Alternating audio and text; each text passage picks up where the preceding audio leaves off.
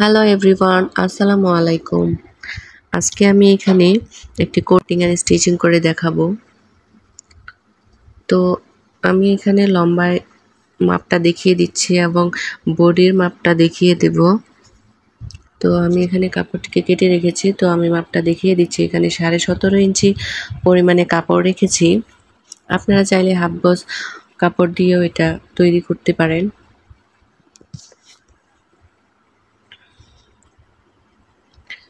তো দুই পাশে আমি লম্বায় 17.5 ইঞ্চি নিয়েছি এবং এটা সামনের পার্টটা আমি একটু উঠিয়ে এইভাবে দিয়েছি ডিজাইনের জন্য, এবং গলা নিয়েছি 6.5 ইঞ্চি এবং চওড়াই নিয়েছি 2.5 ইঞ্চি।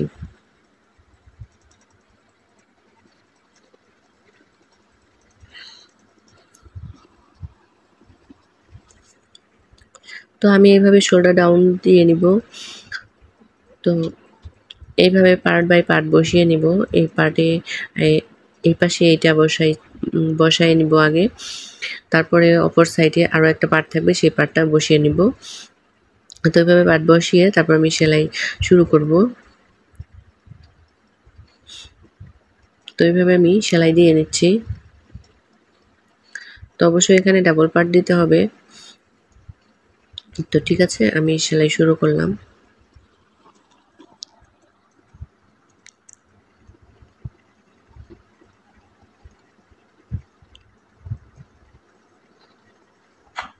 তো ওয়াসকোটটি তৈরি করার জন্য আমাকে প্রথমে কাঁধের অংশটা জয়েন দিয়ে নিতে হবে। তারপরে আমাকে গলায় আমি এখানে আলাদা করে পট্টির কাপড় লাগাবো।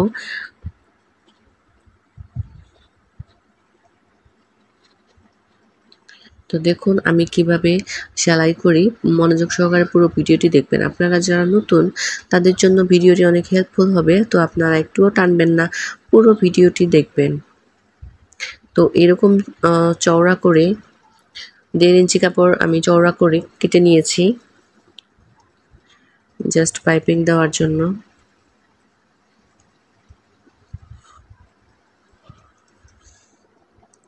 তো আমি এখানে কাপড়টা উল্টা পাশ করে রেখেছি, নিচের কাপড়টা।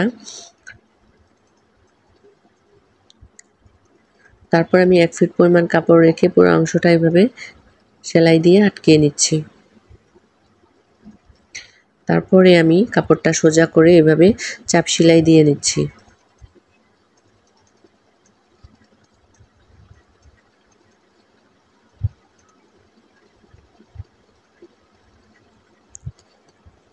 তো আমি ঠিক সেম ভাবে হাতার অংশটা, আমি যেহেতু এখানে এক্সট্রা হাতা লাগাবো না বা এক্সট্রা হাতা লাগালে ভালো লাগে না, এইজন্য আমি এরকম করে পাইপিং সেট করে দিব যাতে দেখতে অনেক ভালো লাগে।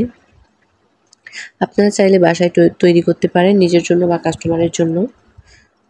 তো আমি অনেক সিম্পল মেথডে দেখিয়ে দিচ্ছি। তো হয়ে গেল এক পাশের অংশ, তো আমি আরেক পাশের অংশ এভাবে করে নিব।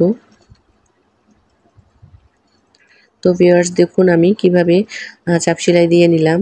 তো অলরেডি হয়ে গিয়েছে দুই পাশের অংশ। ভালো লাগলে ভিডিওটি অবশ্যই লাইক কমেন্ট শেয়ার করবেন এবং অন্যকে দেখার সুযোগ দিবেন শেয়ার করে, যাতে তারা উপকৃত হতে পারে। আর ভিডিওটি যারা এখনো লাইক কমেন্ট শেয়ার করেননি তারা দ্রুত লাইক কমেন্ট শেয়ার করে দিন এবং অবশ্যই সাবস্ক্রাইব করবেন চ্যানেলটিতে। তো দেখুন হয়ে গেল। এখন আমি সাইডের যে অংশটা থাকবে সেই অংশটা জয়েন দিয়ে নিব। এখানে বডির মাপ হচ্ছে 28 ইঞ্চি বডি।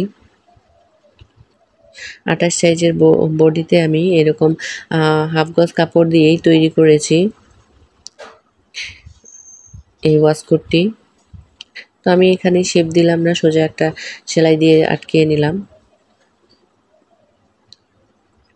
তো দুই পাশের অংশ আমাকে এভাবে করেই আটকিয়ে নিতে হবে।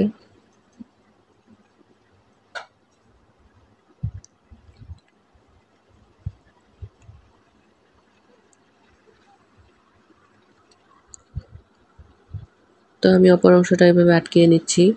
প্রথমে একটা গিট সেলাই দিয়ে আমি ভালোভাবে আটকিয়ে নেব, তারপরে আমি সেলাই দিয়ে দেব।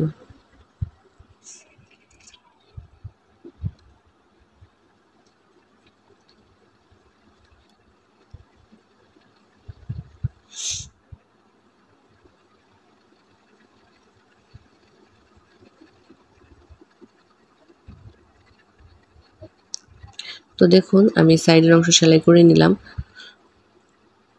তো এক্সট্রা কাপড়টুকু আমি কেটে ফেলে দিব।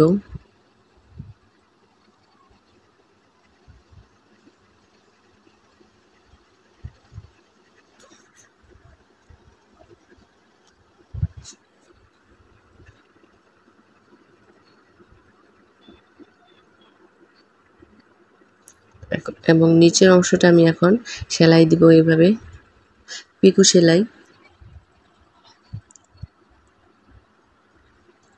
আপনারা চাইলে পিকো করতে পারেন।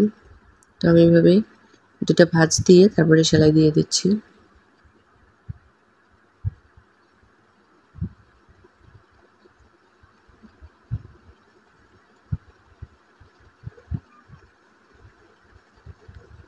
আশা করি ভিডিওটি আপনাদের কাছে অনেক ভালো লাগবে।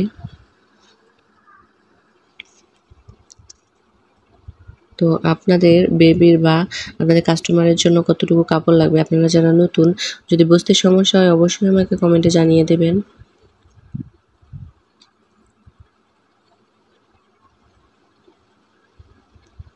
তো দেখুন পুরো অংশটা আমি এভাবে সেলাই করে নিলাম।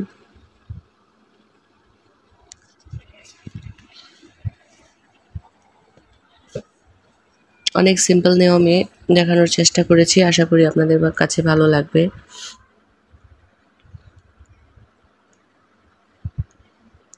তো পুরো অংশটা আমি এবার ঘুরিয়ে সামনের দিকে জাস্ট সামনের দিকে উঠিয়ে তারপরে সেলাইটা কমপ্লিট করব।